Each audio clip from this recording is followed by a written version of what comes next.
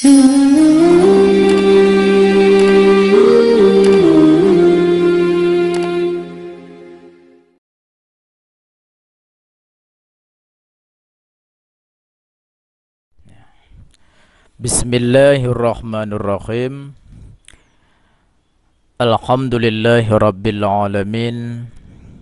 Allahumma salli ala sayyidina Muhammadin wa ala alihi wa sahbihi wa sallim. Allahumma inna nas'aluka fahman nabiyyin wa khif'allal mursalin wa ilhamal malaikatil muqarrabin. Allahumma akrimna bittaqwa, Allahumma aghnina bil ilmi wa akrimna bittaqwa wa jammilna bil afiyati bi rahmatika ya arhamar rahimin. Allahumma akrimna binuril fahmi wa akhrijna min dhulumatil wahmi waftah lana abwaaba rahmatik wanshur alaina hikmataka ya arhamar rahimin. Allahumma Rabbana atina min ladunka rahmatan wa 'allimna min ladunka ilman subhanaka la ilma lana illa ma 'allamtana innaka antal alimul hakim. Wa sallallahu ala sayyidina Muhammadin wa ala alihi wa sahbihi wasallam. Para penonton yang dimuliakan Allah, sekarang kita lanjut pengajian ke-6, sambungan daripada pengajian ke-5. Hari ini kita ingin membahas masalah cara mengqadha salat. Bagaimana caranya dan cara mengqadha salat yang kita tinggalkan. Pada minggu yang lalu tentang materi atau hukum-hukum qadha salat. Baik, langsung kita baca. Qalal musannifu rahimahullah wa nafa'ana bihi wa bi'ulumihi amin. Wa yusannu tartibuhu ayil fa'iti fil qada'i ala tartibi awqatil fawaiti wa ayyamiha khurujan min khilafi man aujabahu. Dan sunat mentertibkan salat yang luput, yang tertinggal ketika kita mengqadhakannya kembali menurut tertib waktu-waktu salat tersebut atau menurut tertib hari-hari salat tersebut. Karena ini menjadi hukum sunat dalam mazhab Syafi'i karena keluar dari khilaf para ulama mujtahid yang mewajibkannya. Jadi ada ulama mujtahid yang mewajibkan tertib. Kalau ada tertinggal salat zuhur dengan salat asar, maka wajib kita qadha salat zuhur dulu, baru kita qadha salat asar. Ini ada ulama mujtahid yang mewajibkan seperti ini. Ada ulama yang tidak mewajibkan. Nah, dalam mazhab Syafi'i keluar daripada khilaf seperti ini, maka berlakulah hukum sunat. Arti keluar agar jika benar yang mewajibkan, kita tidak mengharamkan atau memakruhkan. Kalau benar yang menyatakan makruh atau tidak wajib, maka kita juga tidak mewajibkan. Ini definisi penjelasan singkat tentang keluar daripada khilaf, sehingga hukumnya adalah sunat. Nah, ini mengamal kaedah fikih al-khuruju minal khilaf mustahabun. Keluar dari khilaf para ulama mujtahid itu hukumnya sunat. Ada ulama mujtahid mengatakan wajib. Ada ulama mujtahid yang lain mengatakan tidak wajib. Kita keluar daripada khilaf itu. Jangan berdiri salah satu kelompok. Jangan berdiri pada salah satu pihak ulama. Jadi kita keluar, tapi kita ikuti semuanya. Jadi kita tetapkan hukum sunat. Nah, jadi dalam mazhab Syafi'i, sunat hukumnya kita tertibkan mengqadakan salat-salat yang tertinggal tersebut. Nah, begitu. Maka dengan demikian, fayabda'u bil fa'iti awalan walau bi'uzrin wa yuakhiru anhul fa'ita thaniyan walau bila uzrin.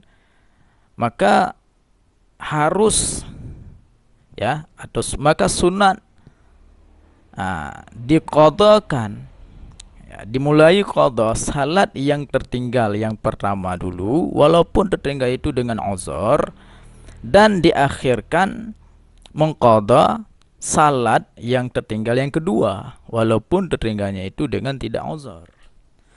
Yang pertama misalnya salat zuhur yang tadi tertinggal dengan uzur. Yang salat asar yang tertinggal dengan tidak uzur. Karena status hukum sebagaimana pada pengajian yang kelima kemarin itu beda. Namun dalam tertib mengqadakan ini tetap hukumnya sunat, kita dahulukan qada dulu salat zuhur baru salat asar. Begitu. Falau fatahu zuhra hazal yaumi misalan bi'uzrin wa asrahu bila uzrin quddima fil qada'i az-zuhra mura'atan litartibi.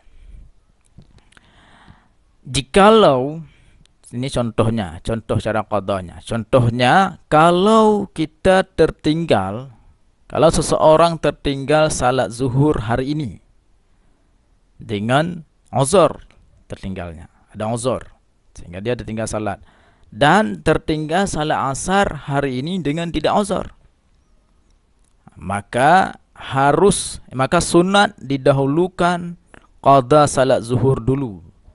Nah, ini karena memelihara tertib, memelihara sunat, hukum sunat tertib yang tadi.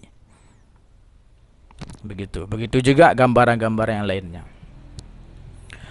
Wa fuhima min hazal misal annahu law fatahu asral amsi wa zuhral yaumi quddima fil qada'i asra al amsi ala zuhuril yaumi mura'atan litartib.